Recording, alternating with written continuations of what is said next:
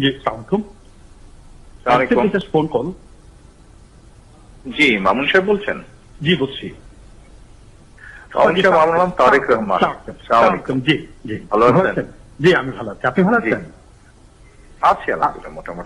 আপনার শরীর কেমন? আমি শরীর আছে মোটামুটি আলহামদুলিল্লাহ। জি, আলহামদুলিল্লাহ। আমি ফোন করলাম এই যে ছেলেপেলেরা যে আপনার কোটা আন্দোলনে যে বাতিলের জন্য বা সংস্কারের জন্য যে আন্দোলনটা করছে, এখানে মনে হয় সাদা দলের পক্ষ থেকে বোধহয়, যেহেতু দাবিটা তো জেনুইন এবং দেশের অধিকাংশ স্টুডেন্টরা যারা মেধাবী বলে স্বীকৃত, অধিকাংশই তো এটার সাথেই আছে, তাই না?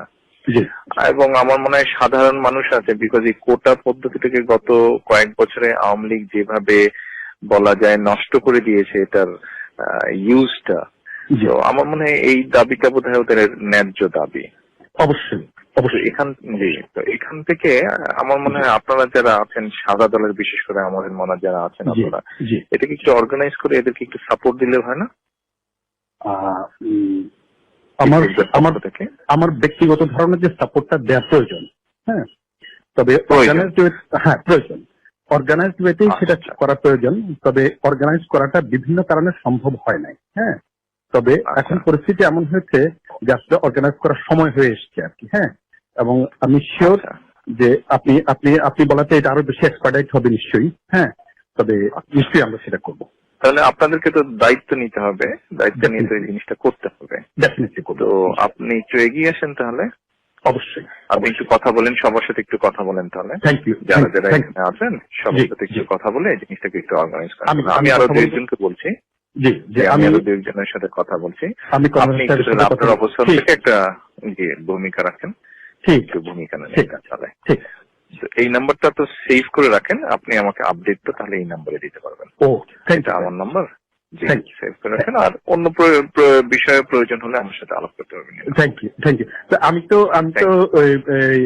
বিএনপির চেয়ারপারসন, উপদেষ্টা পরিষদের সদস্য, আর আমি কেন্দ্রীয় কমিটির সভাপতি। আপনি জানেন। জি, দোয়া করবেন আমাদের জন্য। বিভিন্ন প্রয়োজনে আমি যোগাযোগ করবো আপনার সাথে।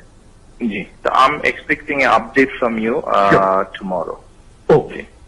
জি, কালকে বা tomorrow একটা আপডেট আমি আশা করছি। ওকে, জি, thank you. Doctor Mamun Ahmed আমাদের সাথে যুক্ত আছেন টেলিফোনে।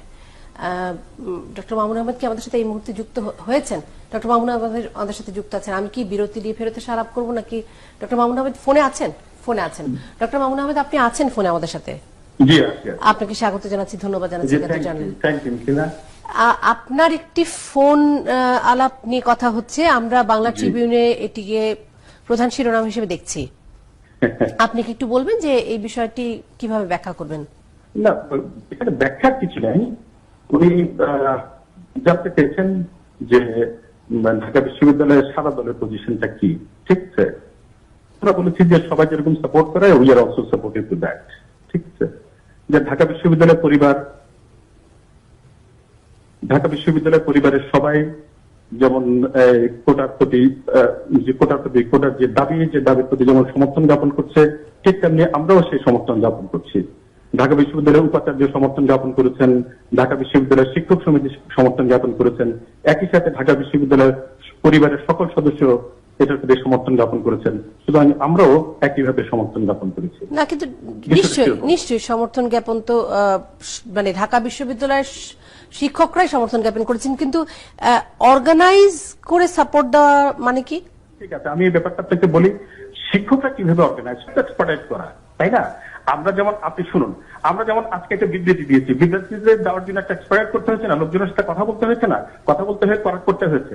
আমরা যেমন আগামীকালকে একটা মানববন্ধন কর্মসূচি ঘোষণা করেছি, সেটা যদি আমাদেরকে অর্গানাইজ করতে হয়েছে, আমরা সেই মানববন্ধন কর্মসূচিটা এক্সপায়ার করেছি।